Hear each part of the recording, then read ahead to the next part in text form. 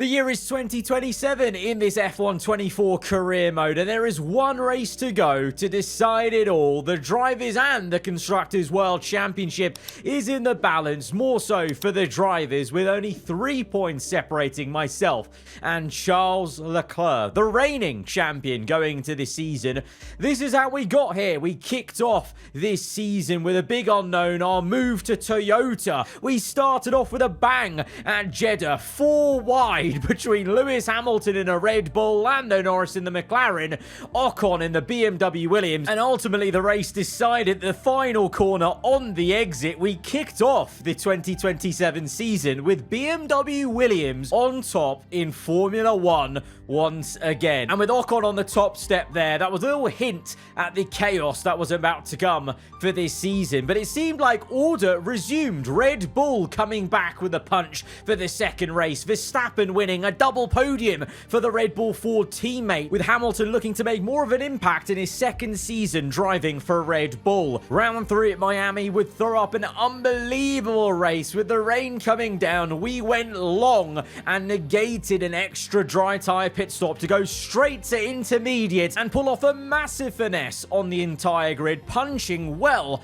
above the weight of this Toyota team and securing a race win in Miami. And that would be a sign of things to come. Yes, we were the underdogs, but we were able to continuously maximize results and punch well above our weight. And even though it was early in the season, still a pattern was forming that our former teammate Lando Norris was going to be an early rival of ours in the championship standings. A win at Imola and then an epic finale at the Monaco Grand Prix between us two, through the traffic, through all the turbulations that the Monaco street circuit throws up. We were side by side on the last lap, locking up, making moves left and right in the tunnel and still going for it, and we hung on despite having massive tyre wear, even Lando cutting the corner to try and come back at us. We held on for an insane second win of the season in only 3 races. This one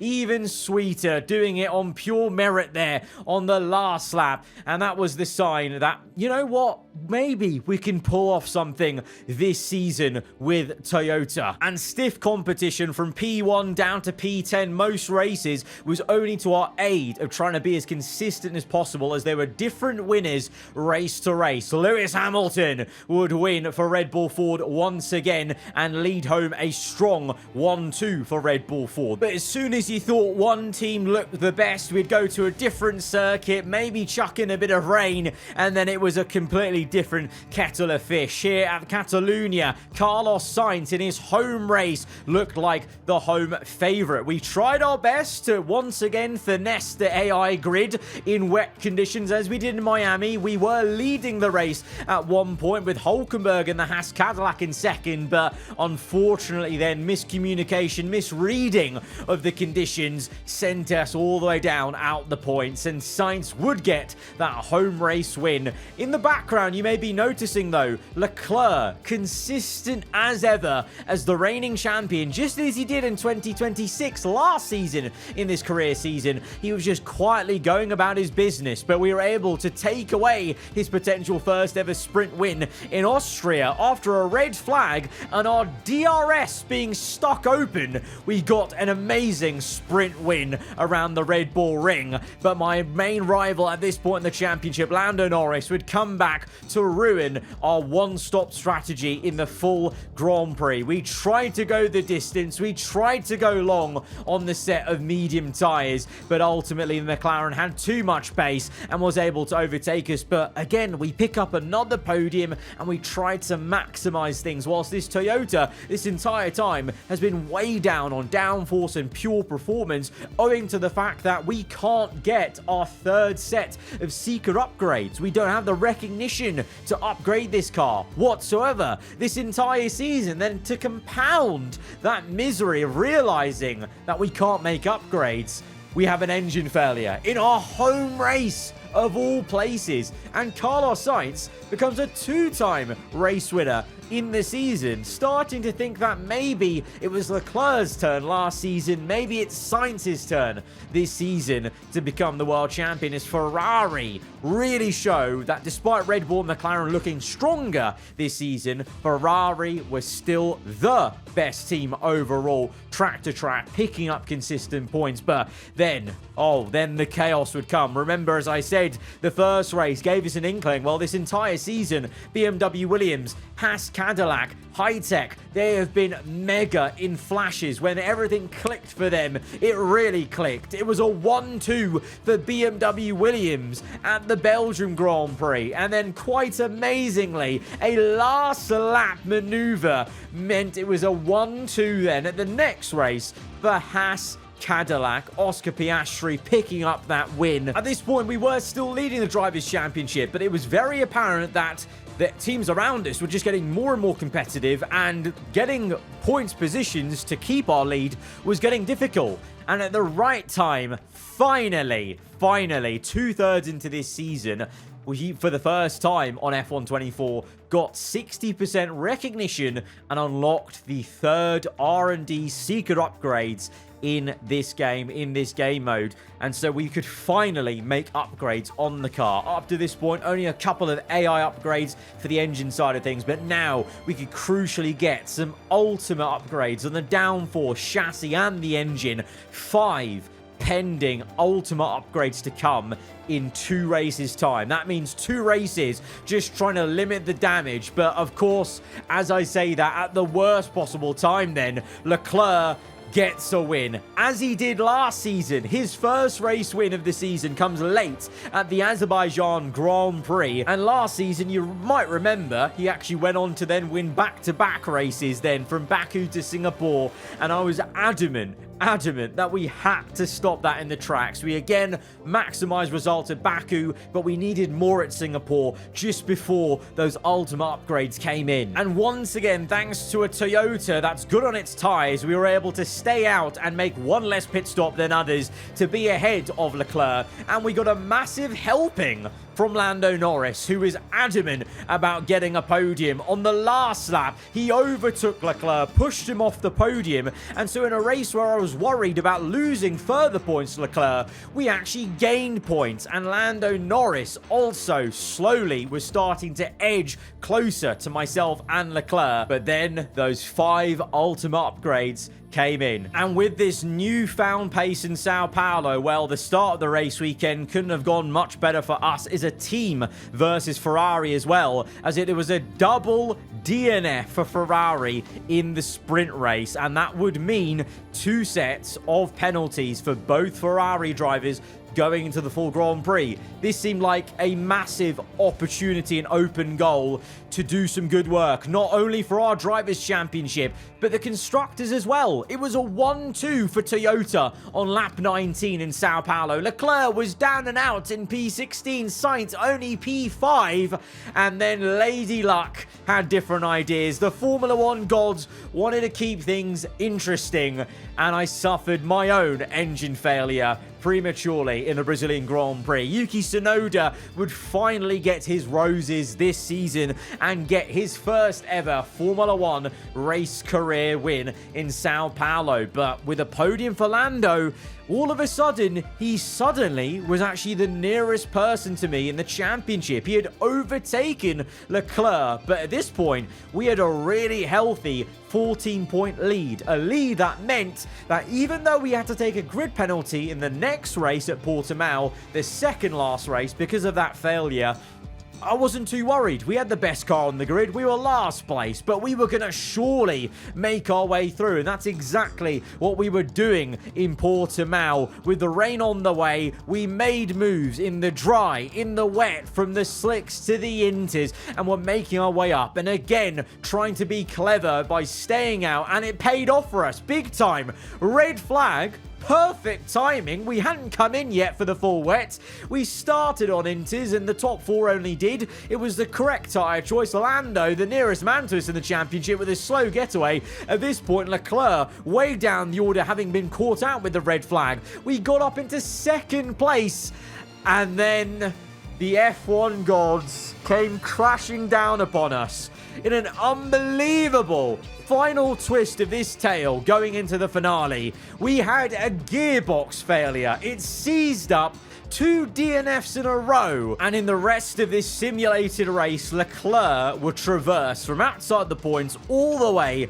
to the podium. So quite amazingly, going to the final race, we are now behind the reigning champion Leclerc by 3 points. Lando is now out of it, and it is down to this one final race. And once again, as it was in 2026, last season in this career mode, it is myself versus Charles Leclerc. Of course, last season we had the added caveat of Verstappen being in the mixer, so this is maybe a bit more intense, directly facing the Ferrari. But we're going to Las Vegas, obviously a, pun intended, massive gamble of a circuit when it comes to slipstream. In theory, we have the best car still by a mile. We should be very comfortable and confident about this. But the fact it's Las Vegas, with the slipstreaming, with the horrid luck we've had going into this finale, you just don't know. You just don't know. But it's amazing how Leclerc is now leading this thing going into this final one after everything that has happened. And he is looking for 2 championships in a row, this will be. And I'm looking for my second championship. Obviously, the first one we won in Season 2. And we're looking to make it a second one maybe here. And adding to that little tally there of this driver stat sheet as we go into this 72nd episode of F1 24 career mode. Let's get into it. Let's go to quali for the Las Vegas GP.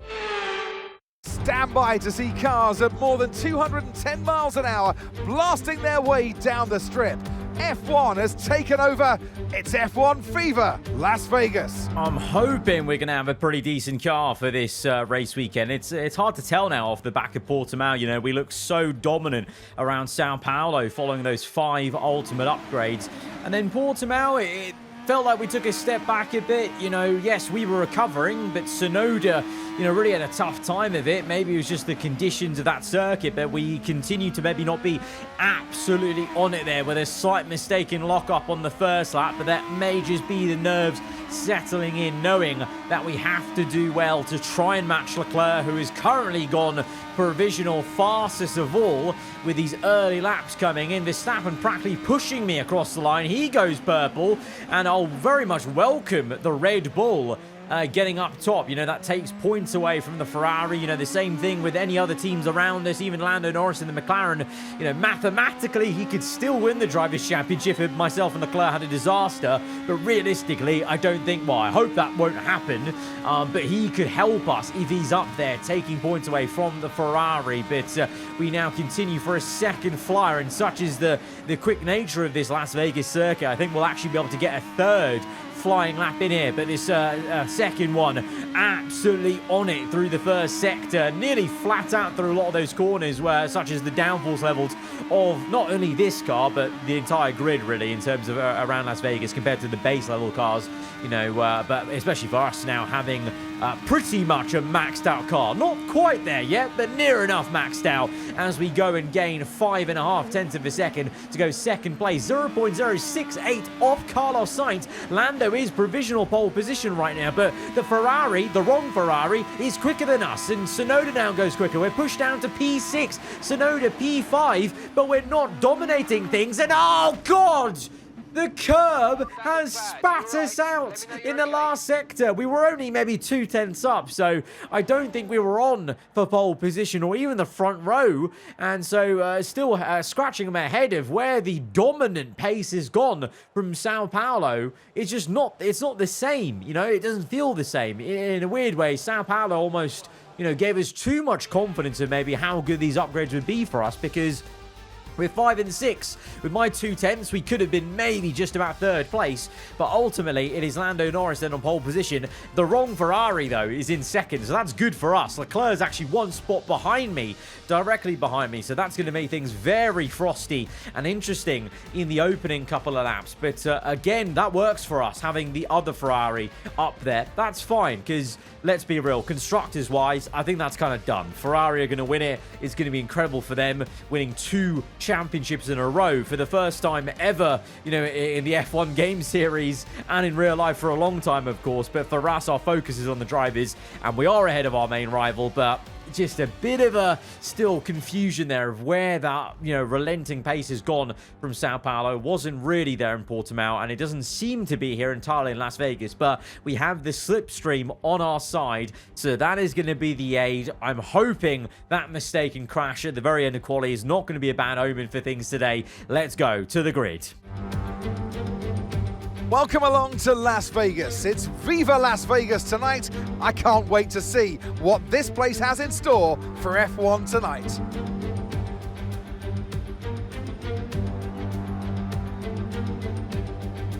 "17 corners, 3 straights, 2 DRS zones, and the glitz and glamour of Las Vegas as we race around the 3.8 miles of Sin City. The strip has been taken over to become a straight tonight, commanding top speeds of around 212 miles an hour. So with the race not far away from starting, here's what today's grid rundown looks like. Lando Norris put in a fantastic lap yesterday, and he'll start from pole position. And the smooth operator Carlos Sainz completes the front row. Looking down the rest of the grid, we have Albon, Perez, an RB, Leclerc, Fernando Alonso, Ocon, Behrman, Oscar Piastri, Verstappen, Stroll, Sargent, Russell, Joe, Vesti, Ricciardo, Hulkenberg, Tsunoda, and Lewis Hamilton rounds off the grid. It's almost time for the lights to go out, so let's head down to the track where preparations are underway. Well, it's been a long time since I last worked with you. Good to see you again today. Anthony Davidson. I don't know about you, Ant, but it seems like only a couple of weeks ago we were talking ahead of the first race. Here we are ahead of the last race. This year has just flown by. Yeah, a lot of races to cover these days in Formula One, Crofty, as you well know, doing them all yourself. But it's the same for the drivers. It comes at you thick and fast, and you've got to pace yourself as well to get to this point in the season. If it has gone your way, it's a great time to just enjoy it. There's nothing that can change in the championship pecking order, of course. If you've won the championship already, go out and enjoy this race and send yourself off through the winter break.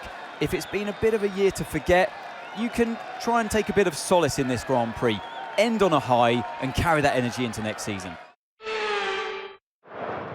Right, this championship is still alive and there's still a chance we can win it. So get out there and bring the title home. Come on! Very encouraging words from Mark, our engineer there, and comes at the right time because, you know, if you watch that grid sequence, you'll notice that we don't have Yuki Tsunoda right ahead of us. We've lost our teammate, our second man that could have helped us take some points and push Leclerc down the order. He's got a grid penalty. So if the Constructors' Championship wasn't already gone, it is fully now in the ground. That idea of challenging Ferrari, GG's to them. So this really is just all about our individual performance, but that's incredible. After a win for the Brazilian Grand Prix, Tsunoda has had a torrid time in Portimao to here in Las Vegas, the final race. Not the way he would have wanted to end the season here in Toyota, being the best car on the grid and having this in the end of the season, but it is what it is. Things happen, and right now for us, we're forgetting about all that. We're focusing on ourselves in this race. We are one place ahead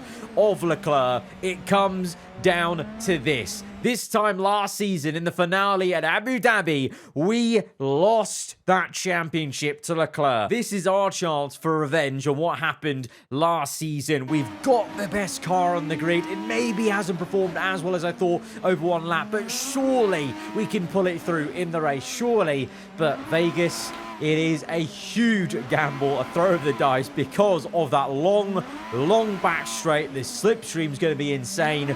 So really, honestly, it's anyone's to win and lose in terms of the race, and maybe even the championship, which is going to be very nerve-wracking indeed. Myself and Leclerc both going for our second Drivers' World Championship in this alternate F1 universe of ours here on F1 24 career mode. And for one last time in this season, this grid looks towards towards those 5 little red lights to get us underway for the Las Vegas Grand Prix. The finale is underway. It's a slow getaway for the BMW Williams ahead of us. Can we make a double pass to the inside of turn 1? Oh, so close to the Ferrari of Sainz, and we had to back out of it. Perez gets back into third, but we've ultimately gained at least one position.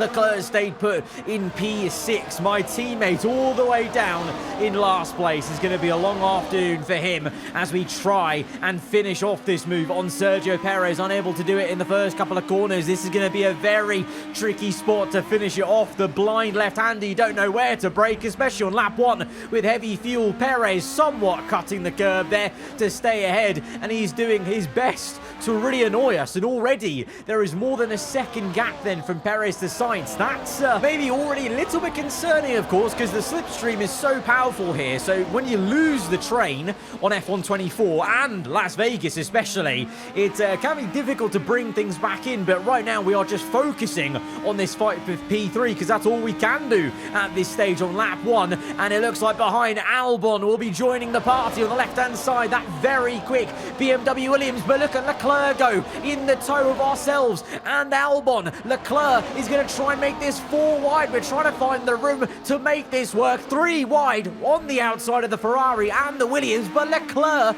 ultimately slices through the middle of us and he's up into 3rd place. It's a wonderful move for our championship rival as the 2 race leaders are neck and neck onto lap 2. We're coming back at Leclerc on the outside, nearly wheel to wheel, but Leclerc does really well on the inside line and is annoying us to no end there as we have to back off because our nose nearly tapped his rear tyre. That could have been a bit awkward. Instead, we'll tuck in for this slipstream. DRS. Leclerc squeezes us close to the wall, but we're through on the right-hand side. But Leclerc will pounce back through and he's made contact with us. Leclerc subtly swipes across us in the brake zone. He broke so much later than us, but was the squeeze really needed from him in the brake zone? I think that maybe just shows the tension in the air between us two. I mean, I feel like he should be the relaxed one. He's been there, done that. He's won the last championship fight we were both in, but I think he knows he needs to do everything to annoy me because ultimately we should have the better race car. But right now, he is doing just that. He is annoying the heck out of me. We can't make a move there. We just don't want to risk it because it's all for me to lose. I'm the one chasing. We need the points. Perez out of this one. Thanks, Perez, thanks. Held me up on lap 1, and now he's out on lap 2. Brilliant. And the virtual safety car is just out as soon as I was about to make that pass on Leclerc. Okay, FIA. Okay. Things aren't going our way exactly, but we'll stick with it. But Leclerc is clearly playing a bit of a game of, just he knows what he needs to do. He needs to keep us behind. He needs to also maybe deny us a chance of catching Norris and his teammate, because if we were to be able to go for the win, that's game over then. If we could win the race, then it doesn't matter where Leclerc comes. But right now, we have to worry about him, and we're worrying actually about the car directly beside me, and actually now ahead of me, Albon just flies by. That BMW Williams is incredible when it wants to be in a straight line. He's actually made a double pass because he's got Leclerc as well, which is insane. No wonder they won the Belgium Grand Prix with a 1-2, because when they set the car up for it, they're a very slippery operation as Ocon is up to P7, probably looking to dispatch of Alonso as we're coming back at Leclerc. His rain light was flashing, indicating he was harvesting a lot of battery through there as we get it all crossed up though into turn 1. Maybe a little bit desperate from me. I was too late on the brakes. I didn't need to do that. We got the move on Leclerc, but I was just so desperate to kind of book in that move that we just stamped on the brakes far too late and nearly careered into the back end of Albon, and now having to just watch Albon and Leclerc go side by side, and I literally can't go anywhere. I let off throttle simply because I may as well relax for this section of the circuit because I'm just watching this battle. There's no way I can make it a 3-wide battle. We're going to have to wait for this moment maybe as Leclerc's a bit slow off the line through that left-hander as we try and stay close to the wall because it will turn to the inside line for the next one just before the main Vegas strip. But I daren't stick my nose in because as much as I want to make the overtake, we need to keep our car intact in the game.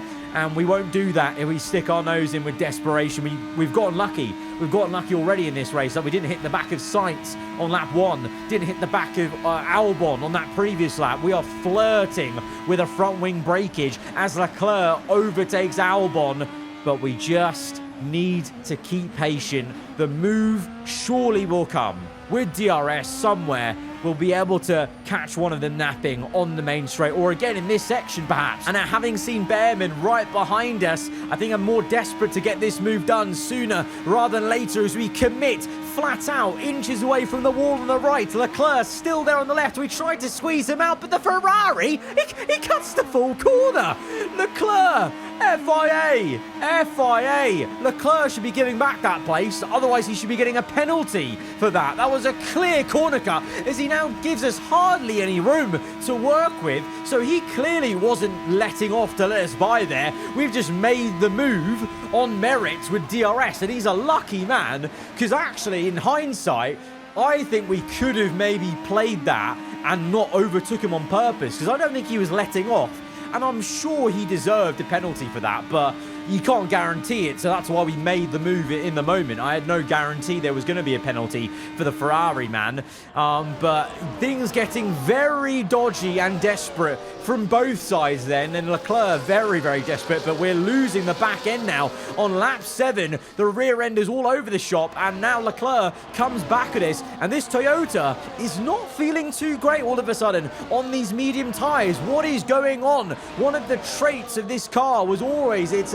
kindness on its tyres, but here at the crucial moment in the final race, we're losing the back end now slightly into some of these corners with some rear locking, and because I've got no battery there to really defend that much, Behrman and Leclerc both past me. Can we maybe tack in behind Behrman here and use him to overtake Leclerc, as Albon now is getting away slightly in P3, and there's a train forming behind, as now we have to watch Behrman maybe have a go at Leclerc. Oh, yo, what is going on with this car? What is going on? Look at the rear end. There's no composure whatsoever. We've lost all grip.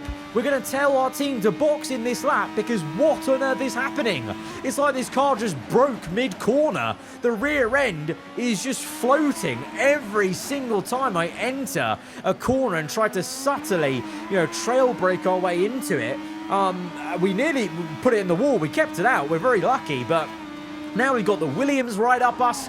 We're going to get overtaken here, because I've not got DRS, I don't think, from Behrman or Leclerc. Behrman's actually gone and overtaken the Ferrari, so Ollie Behrman leads the Ferrari, not for too long. The Ferrari actually comes back at him, but that is just such the swapping there is in Las Vegas. Again, we have to catch the car as it careered towards the blue wall, getting PTSD there from qualifying.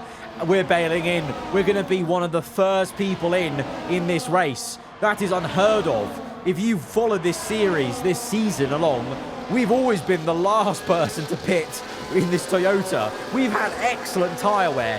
What has happened at the most crucial time? This Toyota's just decided to stop being kind on its tyres. We go onto the hards. That was always the plan, but I'm really hoping that we haven't lost good pace on the hard tyre. That's always been an amazing tyre for us in this season. So we're now in clean air. Let's get our head down and just hope we find the rhythm again. And whilst I was doing that, what I didn't know was that Ollie Behrman was still annoying the heck out of Leclerc. This is quite contentious, because obviously Behrman is in the Ferrari Academy. He's still linked to Ferrari in this series, but he's not had that transfer to the big team. He's certainly deserved it with his performances in Formula 1 since his debut. So it may be a case of he's just driving his heart out to show Ferrari that he deserves to be in that red car, but right now, you've got to say, politically, he's actually annoying the top team he wants to go into by making life harder than it needs to be.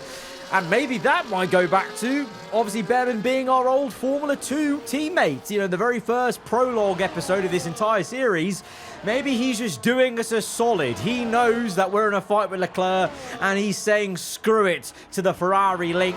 you know, screw to pleasing them, and he's just going for it for his own sake, and maybe also low-key helping us out as Sainz and Norris for like the 5 billionth time swapping 1 and 2 in this race. And again, Behrman and Leclerc swapping, and you know what this is doing? This is holding Leclerc up. The gap is now 3 seconds, 3.4 to Albon, and now Leclerc comes in. He must be so frustrated and cussing Behrman out on the radio surely at this point. But yeah, he basically lost a further like 2 seconds, I think, to Albon.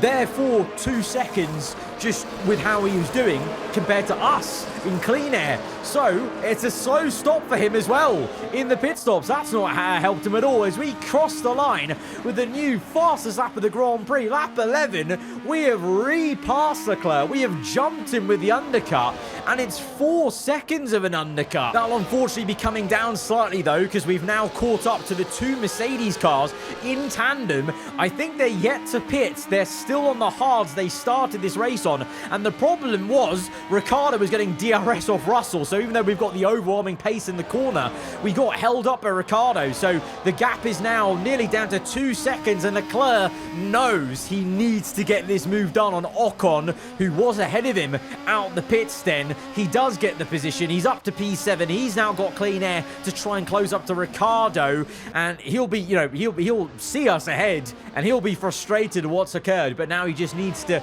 go as quick as he can, and I need to go as quick as I can and dispatch of Russell, my former teammate from season 3. The thing is though, there's maybe a little bit of love loss, let's say, between myself and Russell as we try and go down the inside, but he's making life so difficult for us.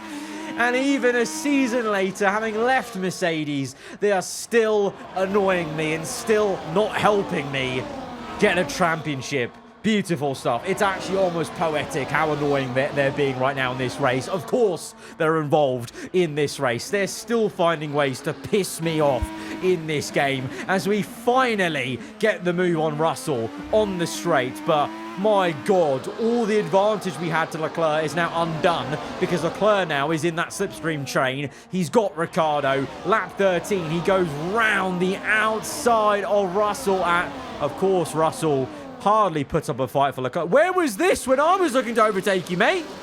Thanks for nothing. Leclerc, easy pass. He's up into P5, and there he goes now. Clean air to try and chase after me. The gap is 1.9 to myself in P4 then. For me to Norris, though, there's an even bigger gap, 5.5. So it's going to take a lot for me to catch the podium runners. So maybe now's the time to start doing the mathematics for the championship here, because so 4th place, I would be scoring 12 points. Leclerc would be scoring 10 for 5th. So that's only 2 points I'm gaining on him. Now remember, I do have the fastest lap of the Grand Prix.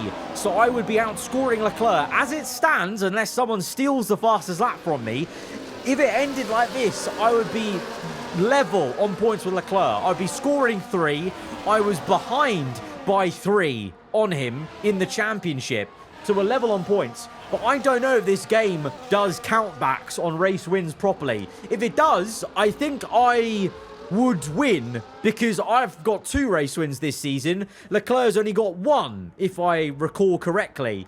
But I just can't take that chance because I just don't know for certain if all I've just said is correct. And of course, I was thinking all of this on the fly whilst you're driving, whilst you're going through as fast as you can. So, you know, the mind is going at 1,000,000 miles per hour. You know, obviously in real life, your engineer would probably be doing this maths. But on the F1 game, you're doing it all in the cockpit. So all I felt like was, I can't just sit back and finish like this. We need to push really hard and see if there's any chance of us catching the 3rd place spot, which is right now Lando Norris, by the way. So Albon, who is fighting us in the first stint, in the first laps, he's now legit on the podium spot in 2nd place. But maybe for not much longer, because 5 laps later, lap 19, Lando attacking the BMW Williams on the outside, and look who's behind. I've bridged the gap to 1.7 because this is not the first time that Lando and Albon have been fighting. They've been fighting for the last 2 laps, and look at that, they're still nearly side by side there, and so they've been losing time to each other other. Sainz has kind of kept his lead and grown it a bit. 2.6 the gap, so Sainz may comfortably be looking for the race win here. And again, it's the wrong Ferrari. Leclerc would be probably loving life. He was that far ahead in P1, but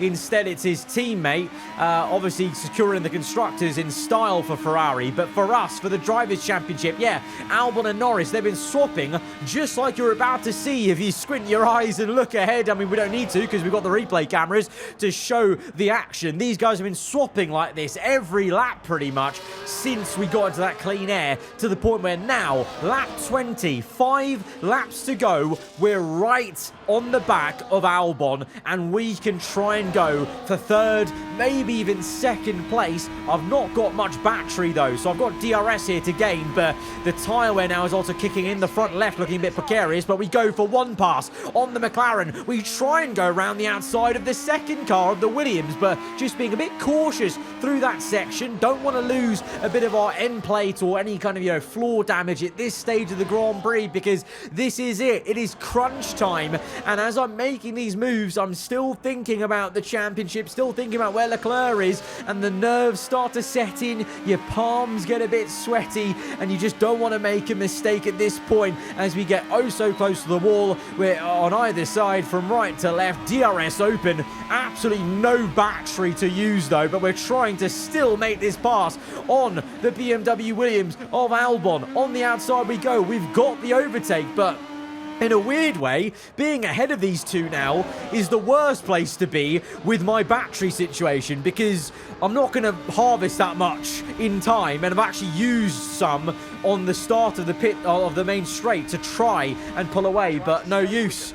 They steam past me and we're back down to 4th place. Now, I've still got the fast lap of the Grand Prix. We're at the stage of the Grand Prix where I don't feel like anyone's going to steal the fastest lap from me unless someone has to make a last-minute pit stop for softs. So, technically, we could still be fine with winning the championship like this, finishing P4, Leclerc P5, 2 points for, you know, P4 to P5, plus the fastest lap point. But I just want to make certain, because remember, last season, Abu Dhabi, it went down to the absolute wire, and it was out of our hands. You know, Hamilton was winning that race, and he was the reason why we didn't win the championship in Abu Dhabi. So I want to control the narrative. I want this championship to be in my hands today. So we're still going for that extra spot. So there is no doubt of us winning the championship by the time we come to the last lap of this Grand Prix. We once again overtake the McLaren of Lando Norris. We're into 3rd place, but the McLaren's pretty punchy through those final corners. Lando coming back at us a bit. Both of us harvesting a little bit of battery behind Albon. We're going to go defensive because the McLaren is all the way up in my mirrors, and Lando with a big dive bomb late on the brakes, and he's still committed to the inside. It's an incredible overtaking opportunity there for the McLaren, and he's shot through back into 3rd. We've both got DRS now, so it's a very equalized drag race down to the next right-hander. We're on the outside, so Lando can give us the squeeze, and squeeze he will as he's still there. We are neck and neck, nothing to separate us two, and we're going to bang tyres into the next left-hander. Lando goes off circuit slightly. This is getting a little bit personal between two former F1 teammates from seasons 1 and 2. How much did we help this man in season 1 get his championship, and now he's maybe stopping us to comfortably feel like we're in charge of our second one as we're still going at it. I can't believe we're banging tyres in so many different separate corners, how equalized we were in terms of the performances. We're on the second last lap. Leclerc's in no man's land. Verstappen's miles away from him, but he's miles away from us, so Leclerc can't do anything. He's probably just getting constant updates from his team on the radio about what's going on ahead, and right now his team will probably be finding it quite hard to describe the monumental, the biblical battle going on between myself and Lando Norris. Toyota versus McLaren will go all the way to the last lap here. We're down in 4th place. We want that 3rd to secure this championship comfortably. Sainz will win this one. Ferrari will be the back-to-back Constructors World Champions, but who will be crowned the Drivers' Champion? Mathematically, maybe we can win the championship in this position, but I don't want to leave it to chance. I don't want to leave it to the maths. Let's just get this done. We use all our battery inches away from the wall and the McLaren, but we overtake Lando into the final corners. We timed it well, and we are going to get this thing across the line. In 2027 here, we will become a 2-time Formula 1 champion driving a Toyota. Oh, you are my hero! You're my hero! You've done it!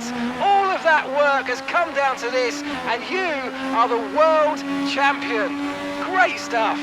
Well, it's certainly been an incredible year for Formula 1, and our drivers have all pushed themselves this season, making it one of the most compelling years of racing in history.